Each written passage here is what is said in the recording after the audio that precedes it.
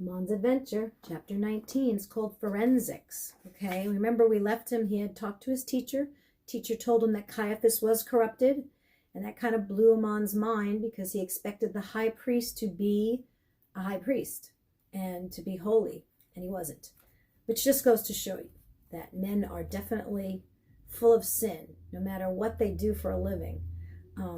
They have to submit to God and let God cleanse them from their sin. But in this case, his mind is blown. So he goes back to the house, and this is called forensics. Anxious to share his new knowledge, Amon rushed into the house a short time later. Tamar was there, talking excitingly with his mother, and both completely ignored him. "I have returned," Amon said loudly, thinking that they had not heard his entrance.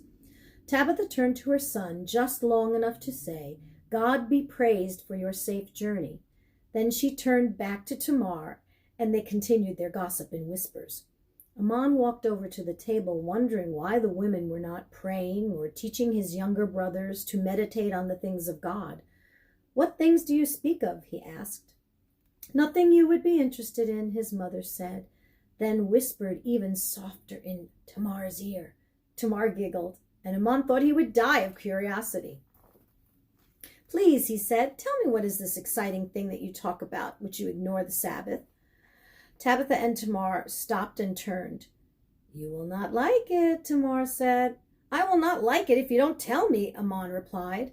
Tamar sighed. "Very well then, you asked. I was just telling your mother that the news has been passed up from house to house in Jerusalem." Amon waited, but Tamar said nothing more. "What news?" he said in frustration. "Amon," his mother scolded, "don't raise your voice like that on the Sabbath." Amon took a deep breath and forced himself to calm down. "What news?" he said in a quiet voice. Tamar grinned. "Jesus was anointed in Bethany yesterday," she said. "He is only a quarter day's walk from this very place," and she added, almost floating off the bench, "He is coming to Jerusalem tomorrow." Amon knew that he had forced her to speak, so he tried not to let his disgust show when he replied. "Who anointed this Jesus?" he asked. "No one but the high priest can anoint a king." "He was anointed by a humble servant girl," Tamar said, "who is pure of heart and knows him to be the Messiah." Seeing the doubt on Amon's face, she added, "Who better to anoint a servant king than the lowest of servants?" she asked. Amon did not answer, and Tamar did not want to get into a debate anyhow. So she asked him a question that he would be anxious to answer. "And what of your talk with your teacher? Did he have any words of advice?" Amon did indeed get excited at the question and sat facing Tamar on the bench. "Yes, yes, indeed," he said quickly. Then he fingered the scrap of parchment from the market. He said, "He gave me the key to this mystery." The sun had barely peeked over the hill before Amon, Tamar, and Benjamin raced across the upper city. "The key to this mystery is that scrap of parchment in the folds of your tunic," Gamaliel had said. "Find the author of those words, and you've found the man or woman who can tell you the truth behind this matter." Such an idea had been floating around in Amon's head ever since he had been given that parchment in the market. And something else that Gamaliel said was, "I'd wager all the grapes in my garden that a man who wrote this was a scribe in the temple." He stroked his chin for a few minutes, and then he added, "Go and ask Joseph of Arimathea. He knows every scribe in Jerusalem." Amon knocked loudly on the door. No man stands as straight and as tall as Joseph of Arimathea, Amon thought when the man answered the door. Joseph's robes hung on him as straight as he stood, and it looked as if a slave girl had spent a week pressing the wrinkles out of his garment. But Joseph had no slaves. Amon knew this, only domestic help whom he paid well. Amon had met Joseph several times at Gamaliel's house, and now quickly told him the story as Tamar and Benjamin listened quietly. "Well, then," Joseph said, "let me examine the scrap." Joseph looked at the parchment, and he held it close to his face and then at arm's length. Presently he said, "Neri, son of Mattathias." He laid down the scrap and looked Amon in the eyes. A Levite and personal aide to the high priest. Aide to the high priest? Are you sure? Amon said. I would almost wager on it, he answered. But you must know beyond a doubt before you confront him. Amon thought for several moments, pacing across the wooden floor of the large, unremarkable home. How do I know beyond a doubt? He asked the elder. You must obtain a letter or document that you know Neri has written and compare the handwriting to this scrap. Joseph stood to pour himself a cup of water. He raised the pitcher to the three guests as an offer, but all three declined with a shake of their heads. And how do I do that? Amon asked. Joseph shrugged. It will be a task for you to accomplish it yourself. My way is not the way of intrigue and secrecy, of espionage, he said. He took a long drink of water, then added, but this might be a good time to do whatever you can do.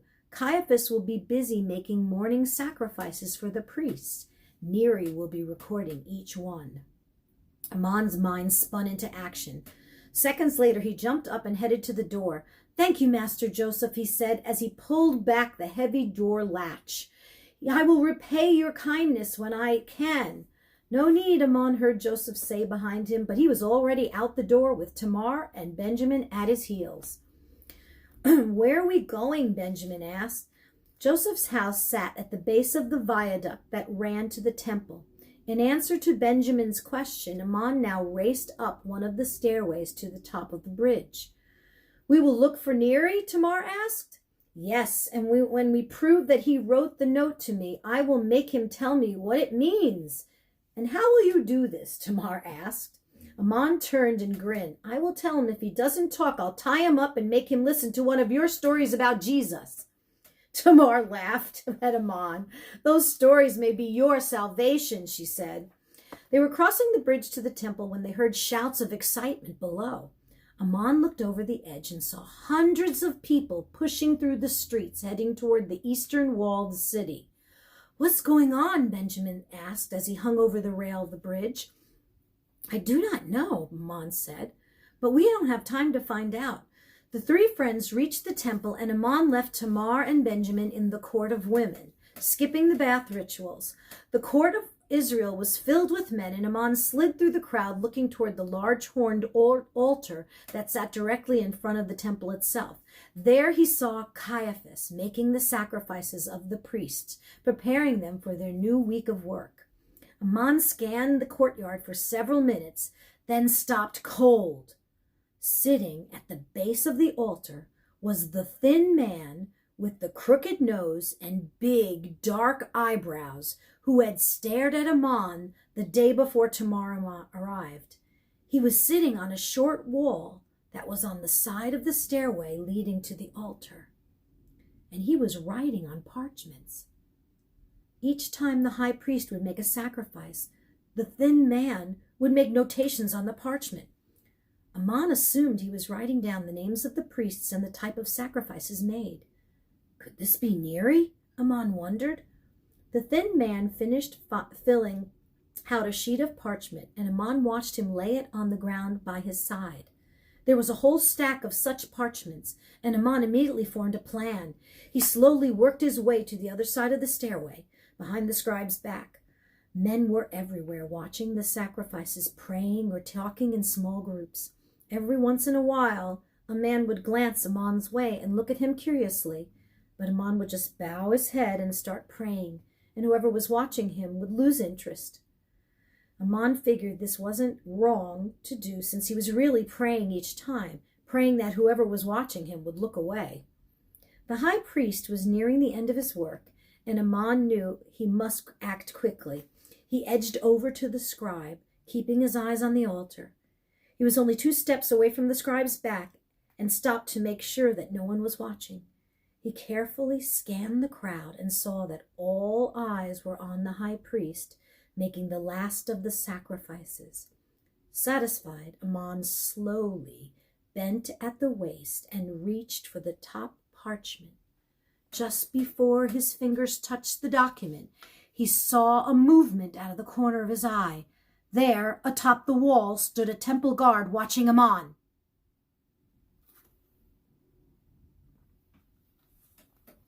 Here's the after part. For I know the plans I have for you, declares the Lord, plans to prosper you and not to harm you, plans to give you a hope and a future. Jeremiah 29:11. Consider this. The God of all creation not only made a promise to you, but then he sent Jesus to seal the deal with his blood. Is there anything then, any reason to fear the future? Of all the possible paths your future might take, there is only one which assures you peace and joy in your heart, the path that God has planned for you. Do you really want a chance on trying it your own way?